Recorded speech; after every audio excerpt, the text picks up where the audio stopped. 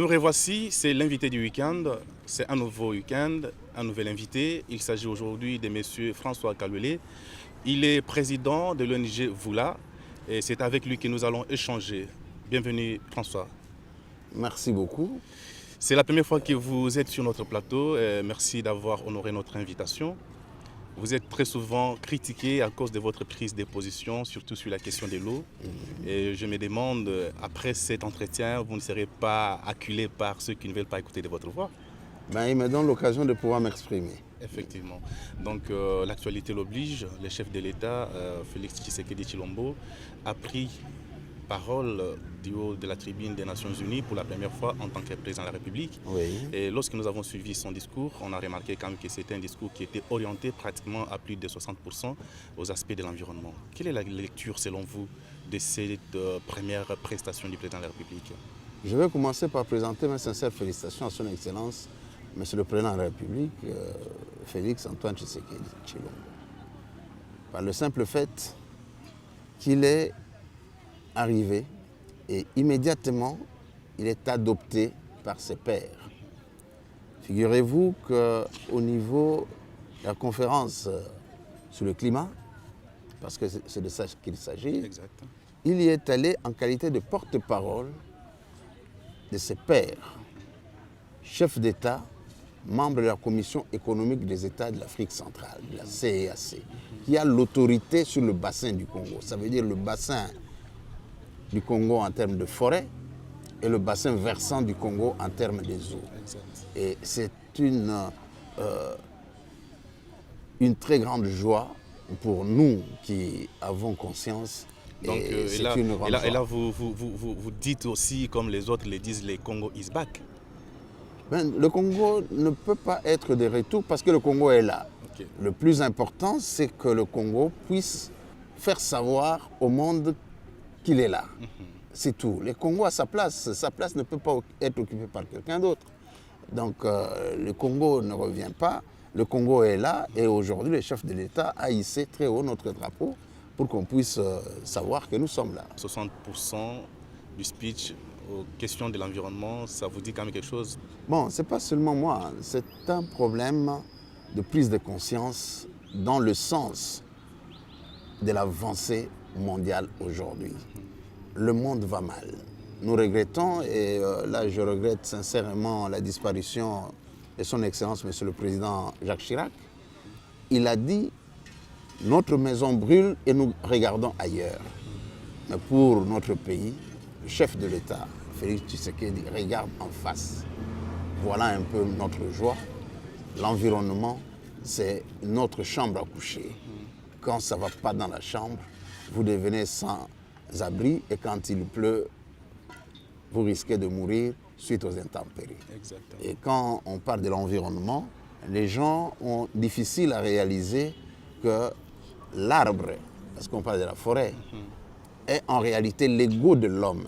Quand l'arbre, par la photosynthèse, dégage comme déchet l'oxygène, cet oxygène permet à l'homme de croître, de vivre.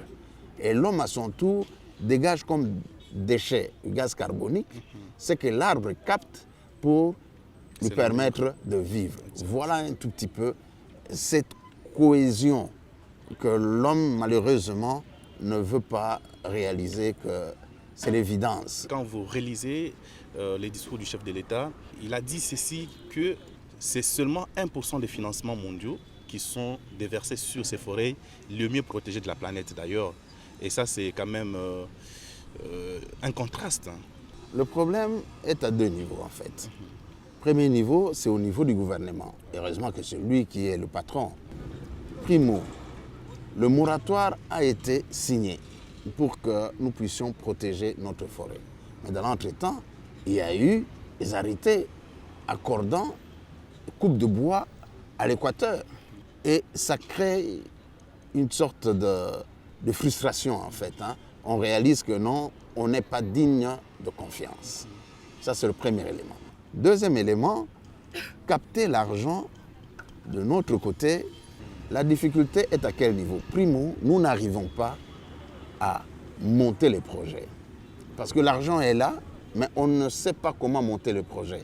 Il faut trouver un mécanisme d'encadrement de notre population, mais il faut qu'il y ait une structure de l'État qui est là pour recevoir, comme ce que nous voyons dans d'autres pays. Il y a la NPE, l'Agence nationale pour l'emploi, mais ici, qu'on fasse par rapport à nos besoins, hein, une structure qui est là pour recevoir ceux qui ont des projets bruts et rendre ça bancable. Ça, c'est un premier élément. C'est quelque chose d'important. C'est la clé même pour solliciter, d'obtenir l'argent. Deuxièmement, ceux qui reçoivent l'argent à mettre à la disposition de la population, ça n'accapare pour ne rien faire avec, en fait.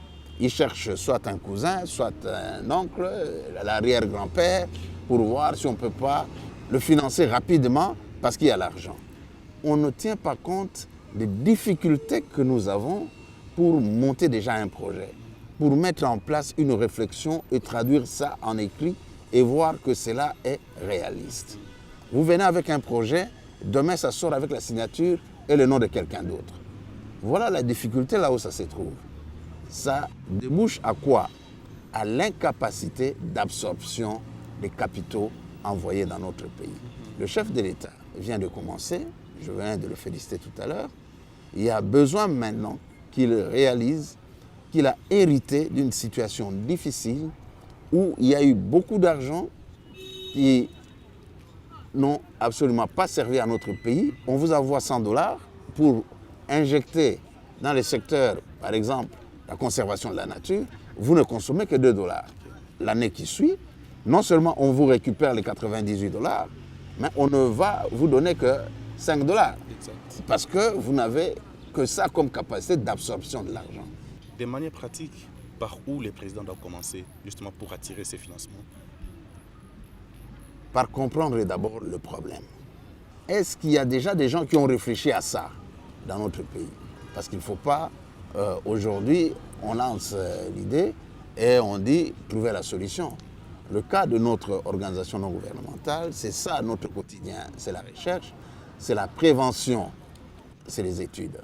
Vous voyez, la prévention sur les catastrophes naturelles liées au changement climatique en Afrique. Protéger la forêt, ça veut dire revenir d'abord sur les autorisations de coupe de bois dans les zones considérées stratégiques, parce qu'il y a des tourbières. Deuxièmement, voir dans quelle mesure étudier ce que nous pouvons faire de ces tourbières à l'état où ça se trouve aujourd'hui. Il faut trouver des moyens de substitution. Parce qu'aujourd'hui, la population riveraine, on peut dire, parce que là où il y a la forêt, il y a l'eau, vit soit de poissons, soit de la forêt. Je souhaiterais que l'information arrive au niveau du chef de l'État pour qu'en compilant tout ça, parce que nous n'avons pas le monopole de la connaissance, nous faisons nos petites recherches et études dans le cadre de la prévention aussi, avec des moyens tout à fait limités. Il faut voir, cibler les structures qui existent et les financer. Les financer, ça va amener la capacité d'absorption de l'argent mis à la disposition de notre pays. Exact. Quand les petites structures ne reçoivent pas l'argent et l'argent rentre, à un moment donné, on n'a plus confiance en nous. C'est comme ça que nous allons nous retrouver à 1% pendant que nous avons la plus grande forêt qui est sécurisée. Le chef de l'État a lancé un message à la communauté internationale pour investir dans les forêts du bassin du Congo. Pensez-vous que cela suffit-elle? On revient sur ce que nous avons dit tout à l'heure. Le plus important, c'est de savoir qu'est-ce qu'on va faire de cet argent. Quand on parle de venir investir, ils vont investir dans le bassin du Congo, dans la forêt, pour faire quoi? Les grands investisseurs sont ceux qui viennent pour couper nos arbres. Comprenez? L'investissement vert dans nos forêts, ça peut être le tourisme, par exemple. Il faut mettre des conditions pour recevoir les touristes et valoriser ce que nous avons. Les gens qui vont venir, qui vont payer pour leur vue, pas contre la vie de nos arbres. Il y a cet élément-là. Quand on parle d'investir, il y a besoin maintenant que le chef de l'État lance un message pour dire nous avons mis en place une structure qui va recevoir les projets dans le sens de ce que moi j'ai dit que j'ai énoncées, parce que lui, il parle des agrégats, des grandes options.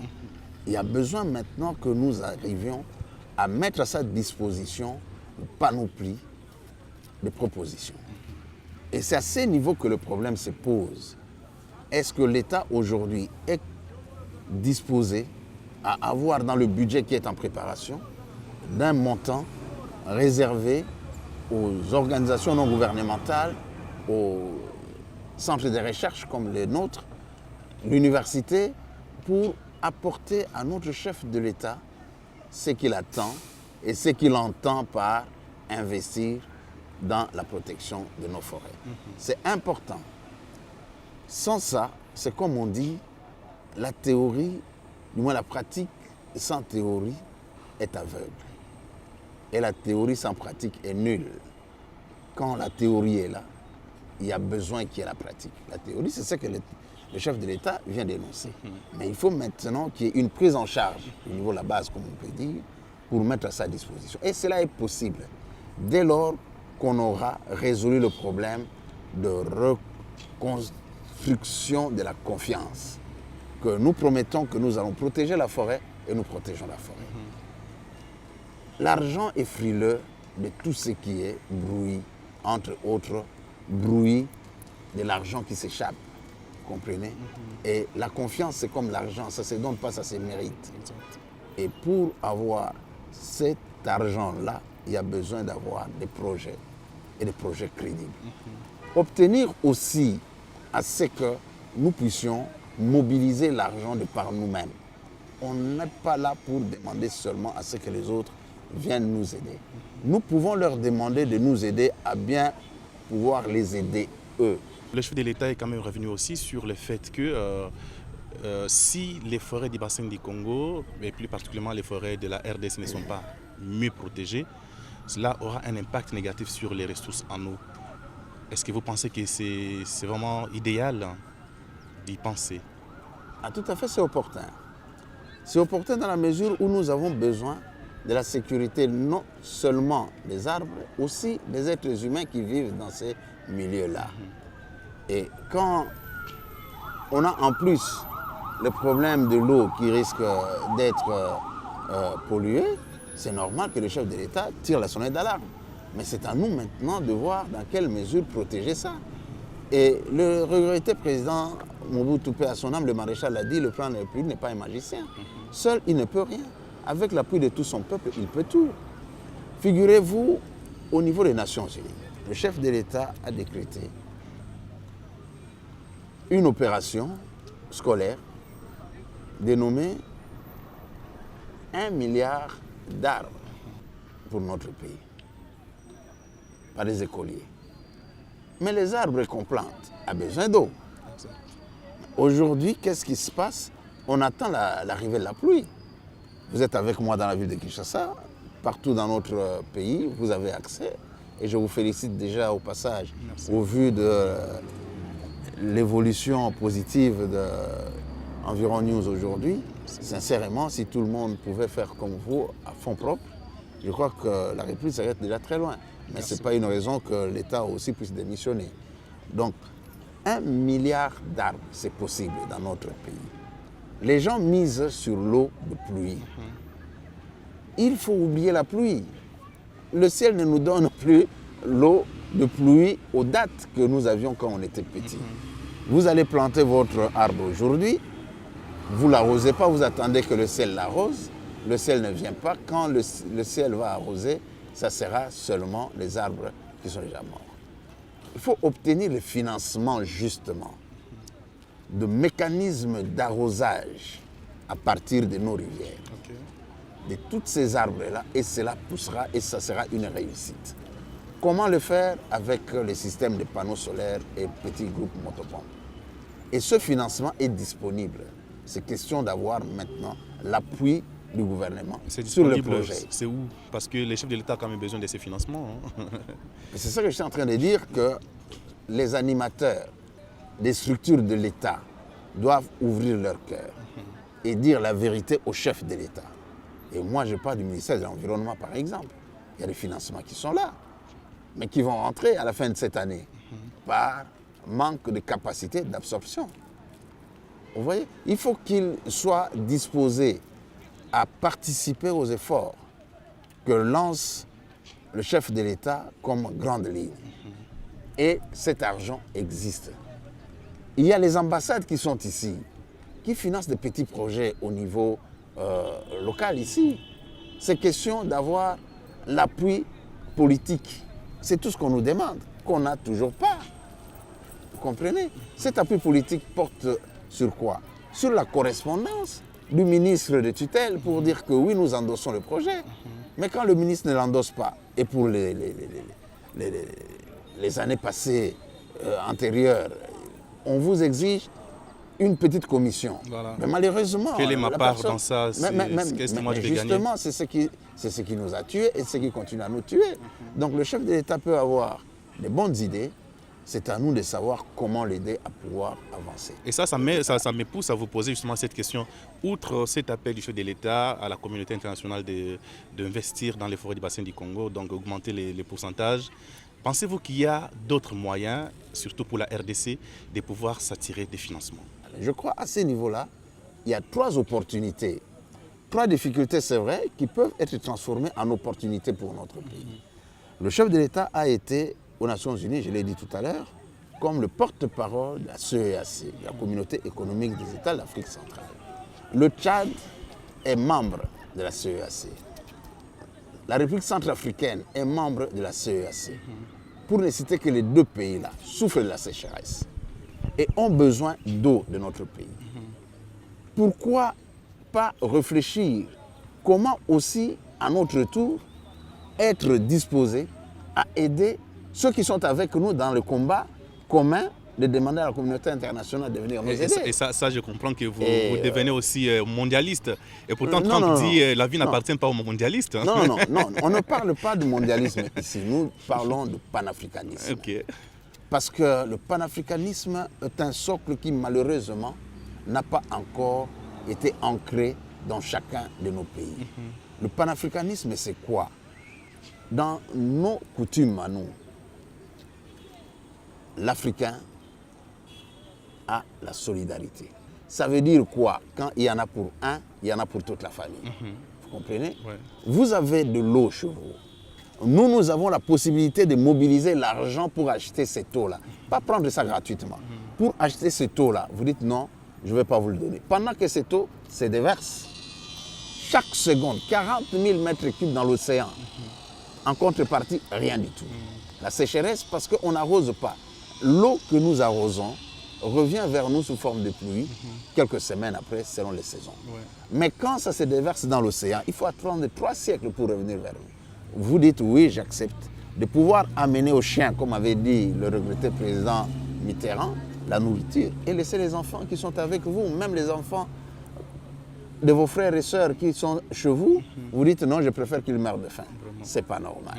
Je crois à ce niveau-là, il y a besoin que le chef de l'État, qui a déjà pris position au niveau de Kigali, nous l'avons salué, ce qu'il a dit de partager, d'amener l'eau par pipeline pour renflouer le lac Tchad, rejoint un des volets du projet Voula, qui est déjà prêt.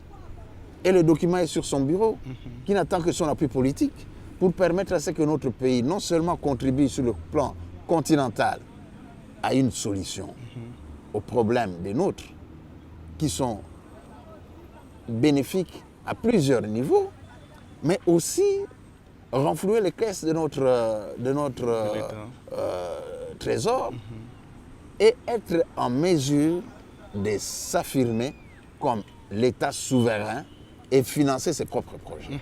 Il y a cet aspect de choses qui serait souhaitable de pouvoir réfléchir sur ça. Le document est sur sa table. Il a reçu réellement votre projet, ça aussi c'est une question. Bon, on revient sur la même problématique. Les collaborateurs, les gens qui travaillent avec le chef de l'État, tout autour ou plus loin, jusqu'à descendre à nous les simples citoyens. Parce qu'une correspondance, quand on a l'accusé de réception de la présidence, on fait foi, c'est une relation de confiance. On sait que c'est arrivé chez le chef de l'État et on va attendre. Et tout est prêt. Et on attend quoi? sa correspondance adressée à la CEAC, où il a été le porte-parole, pour qu'on ait cet appui politique et endosser les projets à la BAD, à la Banque africaine de développement, et obtenir le financement pour les études d'abord. Justement, c'est là où la question que Pour j'attendais les vous poser. études Est-ce que d'abord. les études ont été menées, même les études préliminaires? Pas encore. Pré-études, nous l'avons faite. Je vous ai dit tout à l'heure, quand c'est fait en RDC, on dit c'est pas bon. Nous sommes en train de construire l'extension de notre centre international de recherche, d'études et prévention sur les catastrophes naturelles liées au changement climatique en Afrique, ARDC-REP, à Kassangoul. Mais c'est pour recevoir les experts internationaux qui vont venir donner cette auréole dont le monde a besoin, de dire que oui, le plan international a reconnu que les pré-études ont fonctionné. Mais ça demande de l'argent. Ça demande de l'argent. On ne peut pas demander à ce que vous puissiez récolter même les haricots sans pour autant s'aimer. Vous voyez, ça demande de l'argent. Et avec nos maigres moyens, on avance avec ça. Les pré-études ont été réalisées. C'est comme ça que nous avons été retenus en compétition face aux 5 autres projets pour être financés par la Banque africaine de développement. Mais le problème maintenant, c'est la signature du chef de l'État sur une correspondance qui est déjà préparée. Ce n'est pas encore fait. Ça, c'est une première opportunité. Deuxième opportunité, c'est cet appui que nous pouvons avoir des gens qui souffrent aujourd'hui. Revenons un peu dans l'histoire. Les États-Unis est constitué de plusieurs peuples, parmi lesquels le peuple africain. Parce que nos ancêtres, nos aînés, nos aïeux ont été amenés comme esclaves aux États-Unis. Mais les nôtres qui sont à l'est des États-Unis, là, meurent aujourd'hui à cause des ouragans. Mais d'où viennent ces ouragans?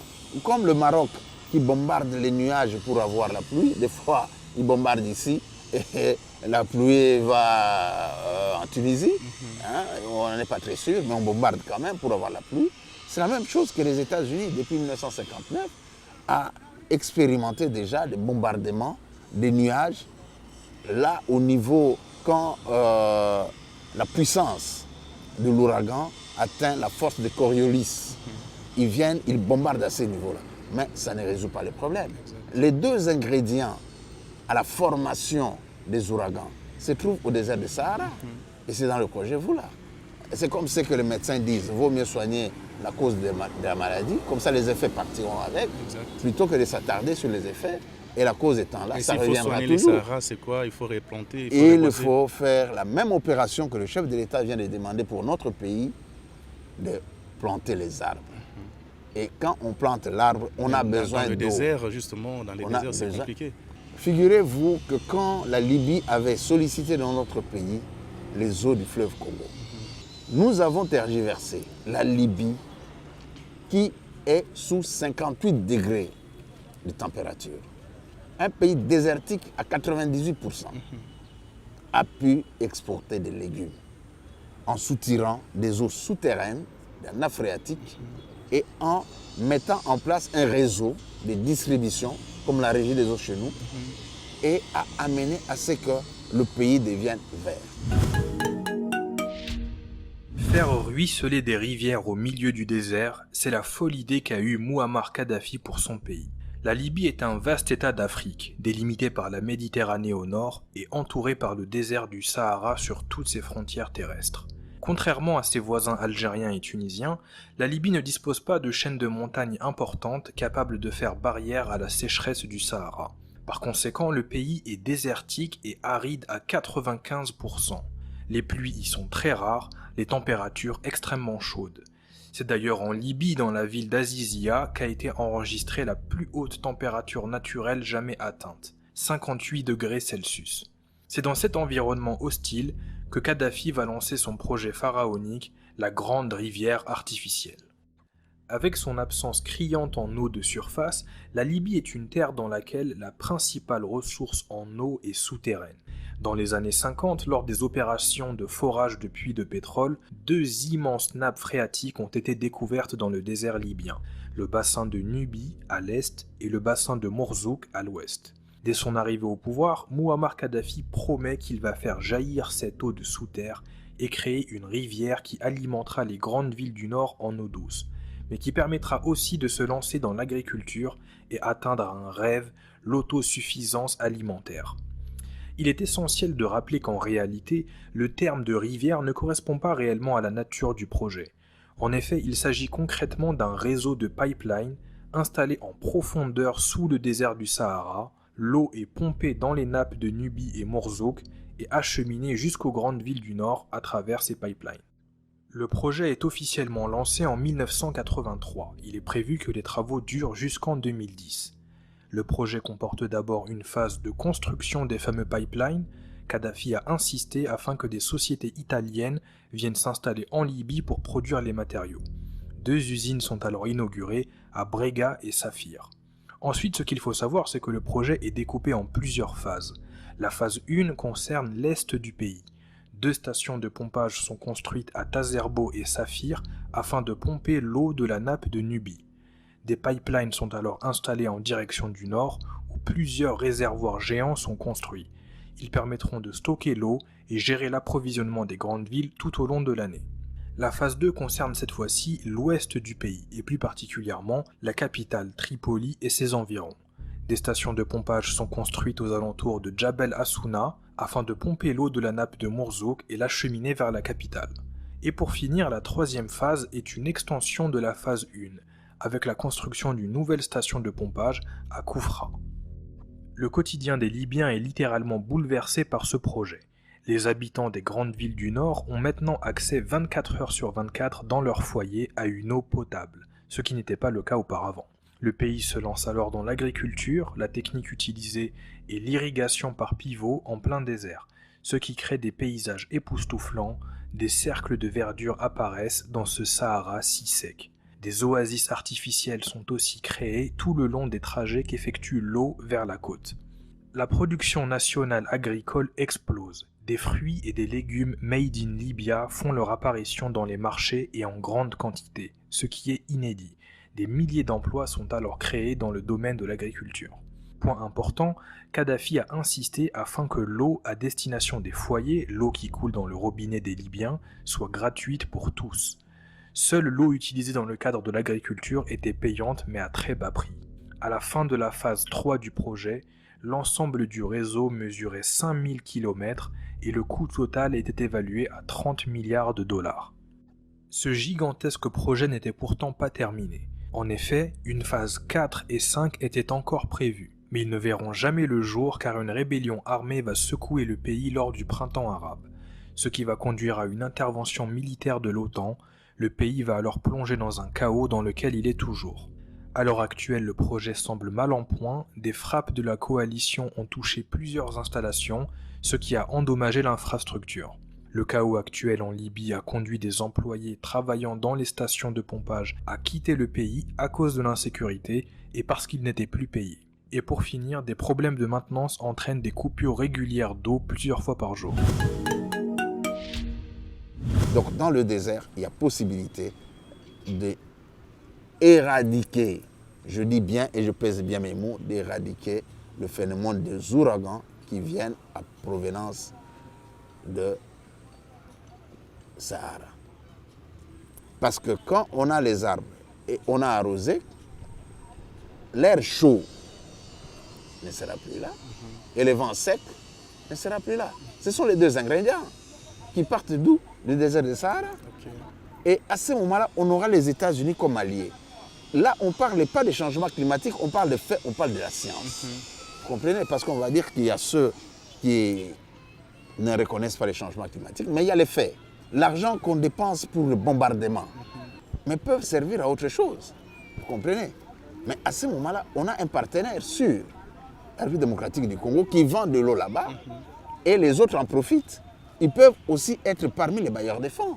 Mais heureusement que la communauté internationale, avec le mécanisme du Fonds climat, a mis à la disposition de la BAD et aussi la réunion de Niamey, à hauteur de 400 milliards d'euros, la capacité de recevoir parmi les modules l'eau de la République démocratique du Congo, d'acheter cette eau-là.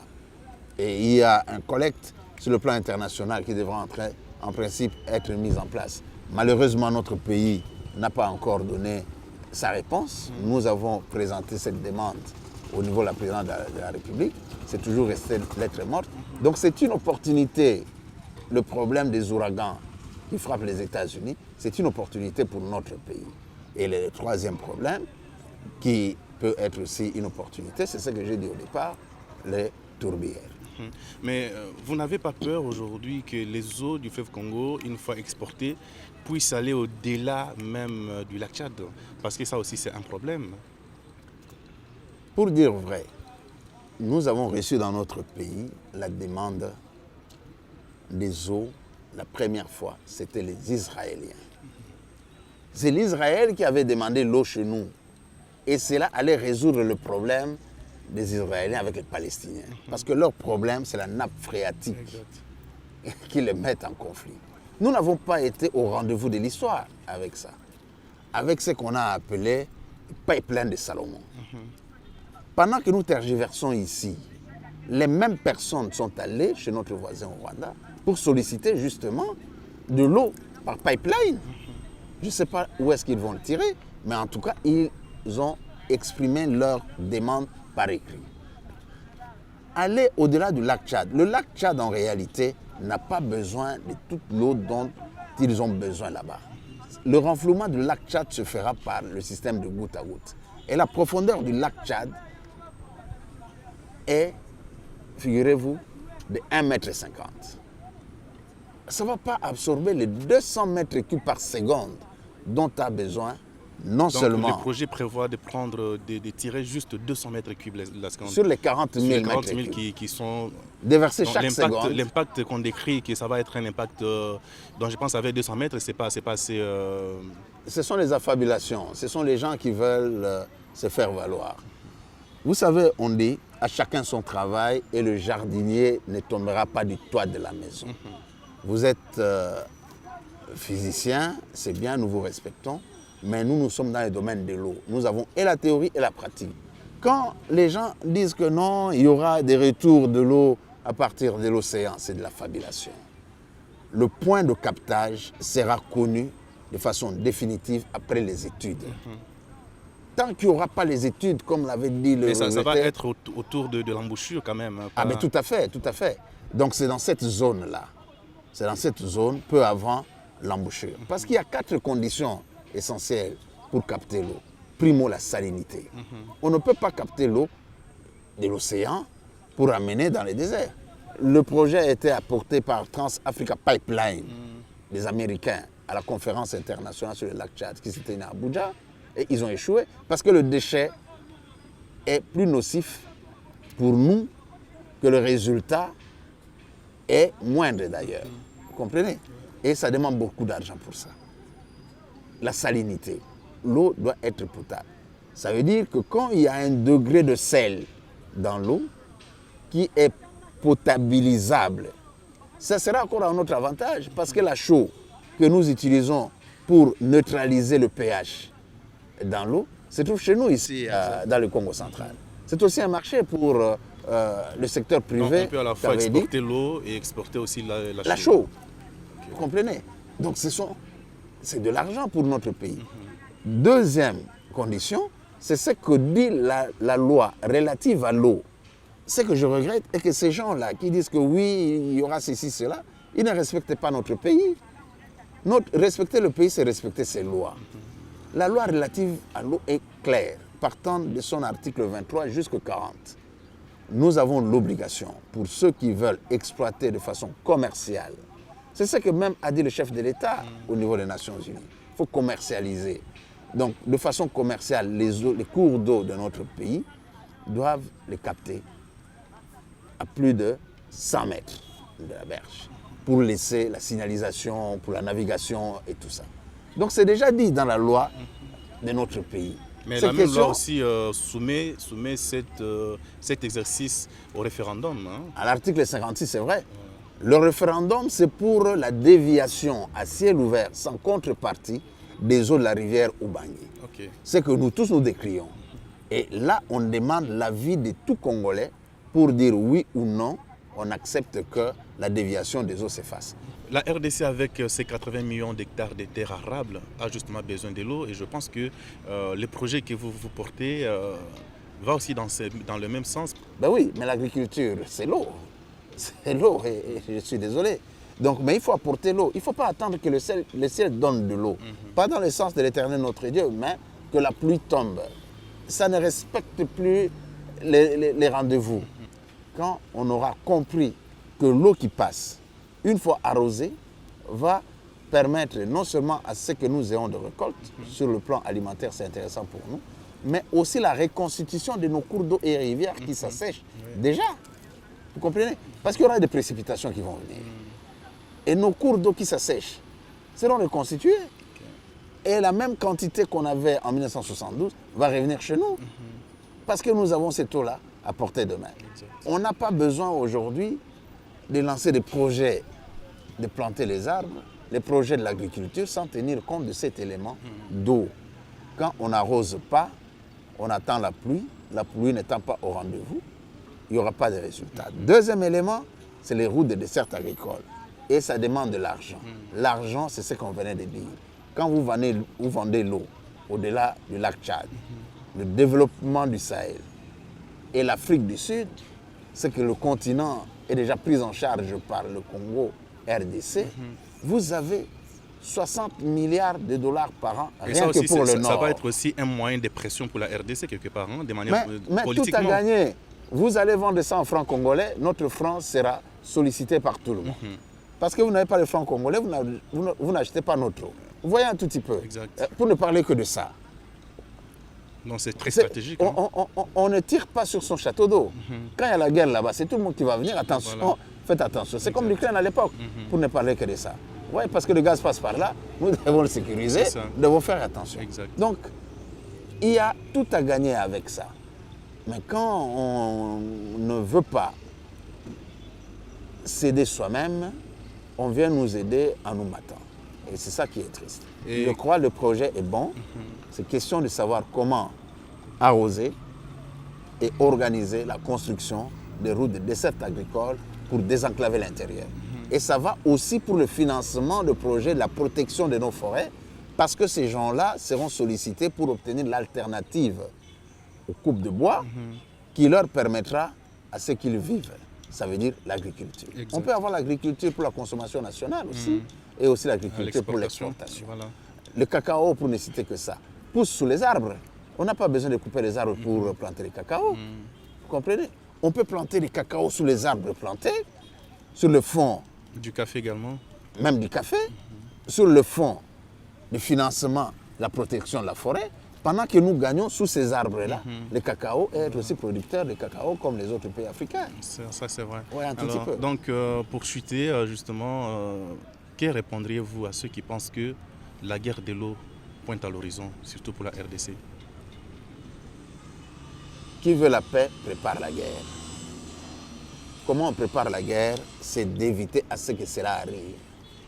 Quand vous n'avez pas envie de livrer bataille contre le serpent, il faut l'écraser dans son œuf. Une fois éclos, c'est fini. Vous aurez 50%, lui aussi 50%. Il faut sédentariser ce peuple dans leur milieu naturel, en leur apportant ce dont ils ont besoin, de l'eau. Et ils sont disposés à acheter ça. La communauté internationale est derrière eux, de pouvoir acheter ça. Les Boko Haram, c'est à cause du manque d'eau. Ils occupent le terrain qui était, il y a très peu, le lit du lac Tchad pour planter. Et c'est là que c'est fertile. Vous comprenez? Mais quand il y a l'eau partout, l'insécurité chez eux aussi sera atténuée. Vous comprenez un tout petit peu? C'est là que je veux dire que quand tout va en RDC, le président Mobutu avait relayé quelqu'un qui a dit « l'Afrique a la forme d'un revolver ». La gâchette se trouve en RDC. La gâchette, ce n'est pas seulement pour tuer. Il y a aussi le coup d'envoi. On appuie sur la gâchette et les 100 mètres plats commencent et la natation commence. Voilà un tout petit peu ce que je peux dire. Donc aujourd'hui, notre pays est positionné pour pouvoir décoller. A toujours sa place, l'échiquier international. Aujourd'hui, c'est question de voir comment décoller. Et on peut décoller avec ce que nous venons de faire aujourd'hui avec toi dans cette émission ici. Je pense que nous sommes pratiquement à la fin de cette émission. Merci à François Kalule d'avoir accepté notre invitation. Ça a été un plaisir de vous recevoir sur ce plateau et échanger avec vous autour de ces questions d'actualité. Nous vous fixons rendez-vous, chers téléspectateurs, pour la semaine prochaine avec un nouvel invité. Comme d'habitude, n'oubliez pas de passer sur notre site web pour faire les replays de cette émission, mais aussi des autres émissions qui ont été déjà tournées bien avant. Donc d'ici là, portez-vous bien. À la prochaine.